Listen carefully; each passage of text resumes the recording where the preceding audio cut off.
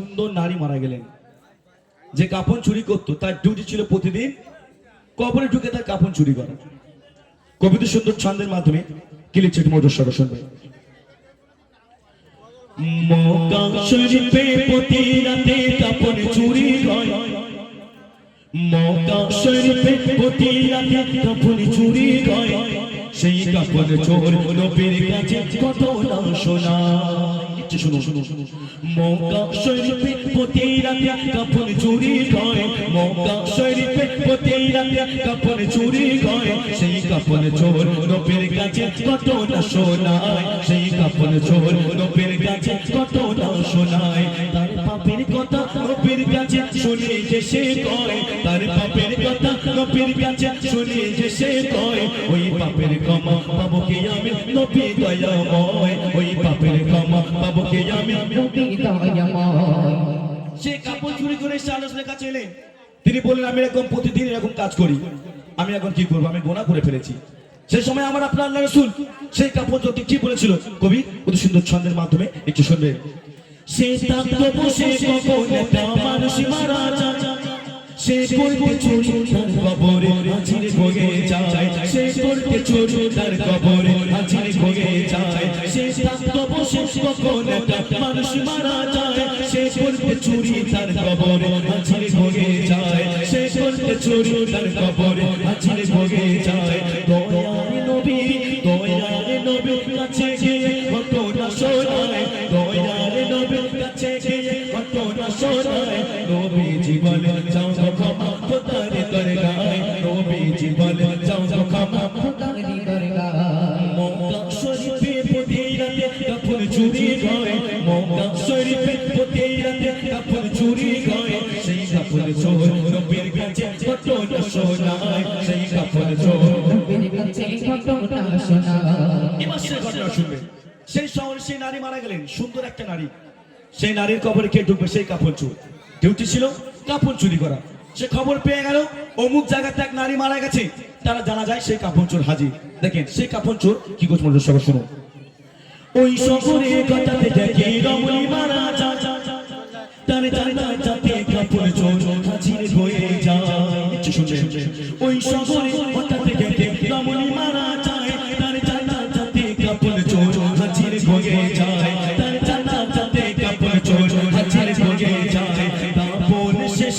দাপন শেষে সবাই যখন বাড়ি চলে যায়, দাপন শেষে সবাই যখন বাড়ি চলে যায়, ওই কাপড় চোর আছে বসে রাতে রাতে খায়, ওই কাপড় চোর আছে বসে রাতে রাতে খায়। মক্কা শরীফে প্রতি রাতে কাপড় চুরি হয়, মক্কা শরীফে প্রতি রাতে কাপড় চুরি হয়, সেই কাপড় চোর নবীর কাছে ঘটনা শোনায়, সেই কাপড় চোর নবীর কাছে ঘটনা শোনায়।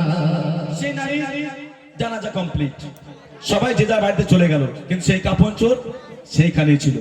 সে ওয়েট করছে কখন রাত আসবে, নিঝুম রাতে সেই নারীর কবরে যাব, গিয়ে তার কাফনটাকে আমি চুরি করব। কবি অতি সুন্দর ছন্দের মাধ্যমে একটু শুনবেন। ওই নিঝুম রাতে করতে চুরি গোরস্থানে যায়, কে যায় কাফন চোর, শুনবেন।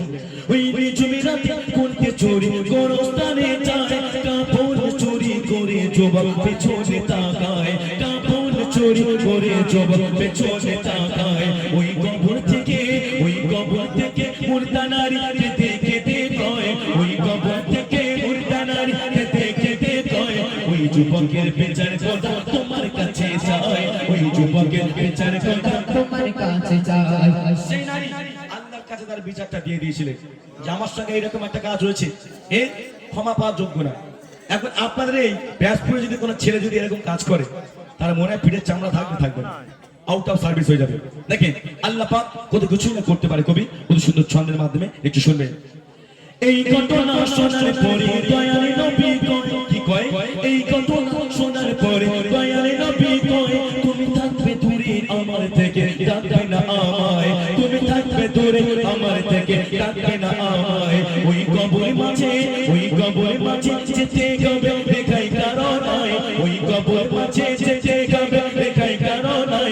তোমার ওই কবরে যেতে হবে করো তারে ভয়, তোমার ওই কবরে যেতে হবে করো তারে ভয়। মক্কা শরীফে প্রতি রাতে কাফন চুরি হয়, মক্কা শরীফে প্রতি রাতে কাপড় চুরি হয় সেই কাপড় চোর নবীর কাছে কত না শোনায় সেই কাপড় চোর নবীর কাছে কত না শোনায়। শেষ কথা লিখে শুনবে সেই যুবক খোদার ভয়তে চলে গেলেন একটা পাহাড়ে, নির্জন একটা পাহাড়ে।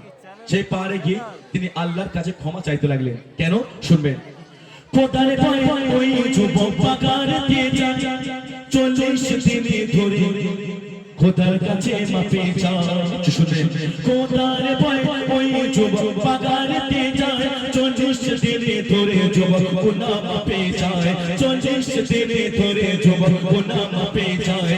জিবরিল আমি এসে আমার দয়ার নবীর কয় জিবরিল আমি এসে আমার দয়ার নবীর কয় ওই যুবকের করল ক্ষমা আল্লাহ দয়াময় ওই যুবকের করল ক্ষমা আল্লাহ দয়াময়। মক্কা শরীফে প্রতি রাতে কাপড় চুরি হয় মক্কা শরীফে প্রতি রাতে কাপড় চুরি হয় সেই কাপড় চোর নবীর কাছে কত না শোনায় সেই কাপড় চোর নবীর কাছে কত না শোনায় সেই কাপড় চোর